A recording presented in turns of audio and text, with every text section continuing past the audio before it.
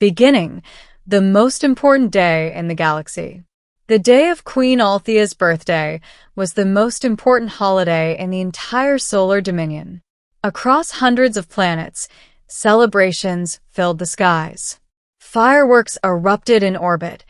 Giant holograms of the Queen shimmered above cities, and billions of citizens watched the same live broadcast, the royal address, where the Queen would greet her people and announce a special gift to the Dominion. Every year, the surprise was different. Sometimes it was the discovery of a new habitable world.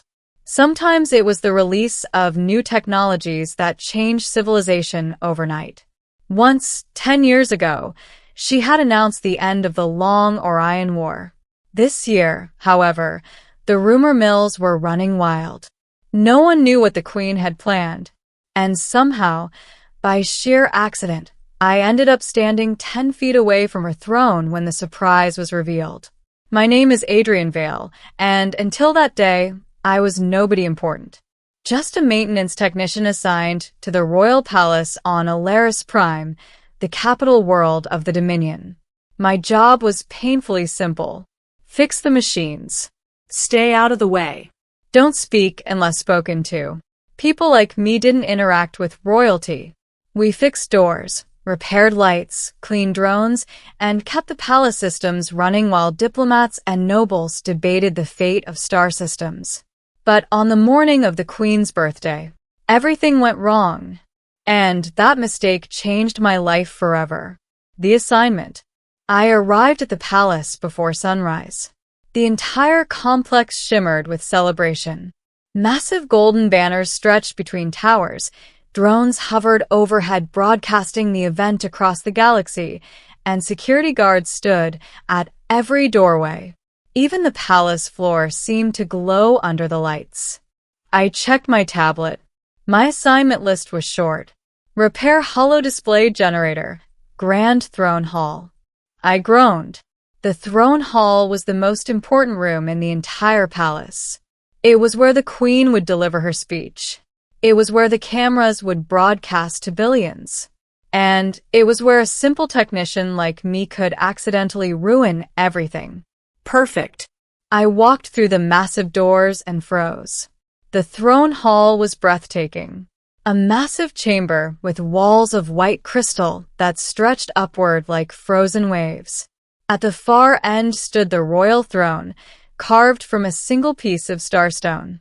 Above it floated a massive holographic projection system, the one I had to fix. Unfortunately, it was flickering badly.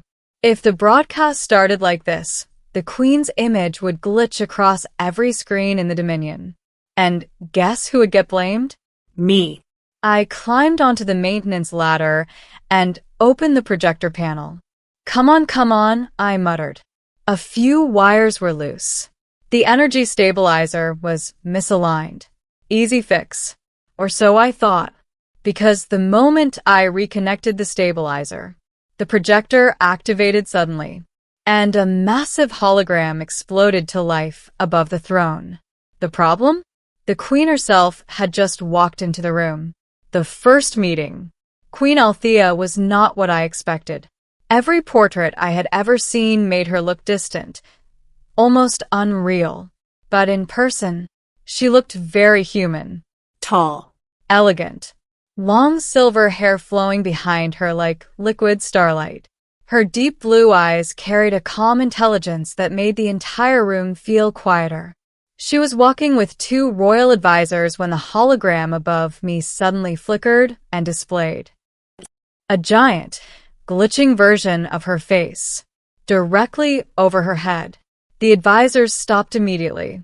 The Queen looked up. Then she looked at me, still standing on the ladder, with a screwdriver in my hand, and a very broken projector. My brain shut down. Oh no. The advisors looked furious. What is this? One demanded. Maintenance? I said weakly. The Queen studied the flickering hologram above her. Then she looked back at me, and to my complete surprise, she laughed. The advisors looked horrified, but she raised a hand to silence them. Relax, she said calmly. He's fixing it. I blinked. She was defending me? Yes, Your Majesty, I said quickly. Just a minor stabilizer issue. She tilted her head. How long until it works? 30 seconds, I said. Then I worked faster than I had ever worked in my life. Wires adjusted, panels sealed, and the hologram stabilized perfectly. The Queen's image now floated smoothly above the throne. I climbed down slowly. Thank you, she said. Wait. The Queen had just thanked me. I nodded awkwardly. My job, Your Majesty. She studied me for a moment longer than expected. Then she smiled faintly. Adrian Vale, correct? My jaw dropped. You know my name? I make it a point to know everyone who keeps this palace running. For a moment, I forgot how to speak. Then the advisors reminded her about the ceremony. Your Majesty, the broadcast begins in 10 minutes. She nodded and walked toward the throne. But just before sitting down, she glanced back at me and said something that made my entire day even stranger. Stay for the speech. Me? I asked. Yes, she said. Then she sat on the throne. And I had absolutely no idea that the real surprise of the day was about to involve me. The middle, the Queen's announcement. The broadcast began exactly at noon. Across the galaxy, billions of citizens watched as the cameras focused on Queen Althea sitting on her throne. The hall was silent. Then she spoke. Citizens of the Solar Dominion, today we celebrate another year of peace, discovery, and unity among the stars. Her voice was calm and powerful. Every word echoed perfectly through the hall. As tradition demands, she continued, I present a gift to our people. Everyone leaned forward. Even the advisors looked curious. The Queen stood up. This year's gift, she said, is not a new planet or new technology. The hall grew quieter. Instead, she turned and looked directly at me. My stomach dropped. The cameras followed her gaze. And suddenly billions of viewers were also looking at me. What is happening? I whispered. The Queen smiled. This year, she announced, the gift is a future leader. The entire hall erupted in confused murmurs. She walked toward me slowly. Adrian Vale, she said. I nearly fainted. Yes, Your Majesty? You fixed the throne hall projector this morning. Yes. And yesterday you repaired the palace water grid. Yes. And last month you prevented a catastrophic reactor failure in the northern wing. I blinked. How did you know that? I read the reports, she said simply. Then she turned back to the cameras. This man represents something important, she continued. Dedication, intelligence, quiet service. I felt my face burning. Then she said the words that would change my life forever. Adrian Vale, I am appointing you as Royal Innovation Advisor to the throne. The hall exploded with shock. Even the advisors looked stunned. I nearly collapsed. Your Majesty, I stammered, I'm a maintenance technician. Yes, she said. And that is exactly why you see problems others ignore. I tried to protest, but she raised her hand. The future of the Dominion must belong not only to nobles and politicians, but to thinkers, builders, and problem solvers. She looked directly at me again. Will you accept? My brain screamed no, but my heart said something else. Yes, I said quietly. The hall erupted in applause. And just like that, my life changed, ending the fate I never expected. Later that night, after the celebrations ended, I stood alone on the palace balcony. The capital city glowed below like a sea of stars. I still couldn't believe what had happened. Footsteps approached behind me. Queen Althea stepped onto the balcony. You look overwhelmed, she said gently. That's one way to describe it. She leaned against the railing beside me. You're wondering why I chose you.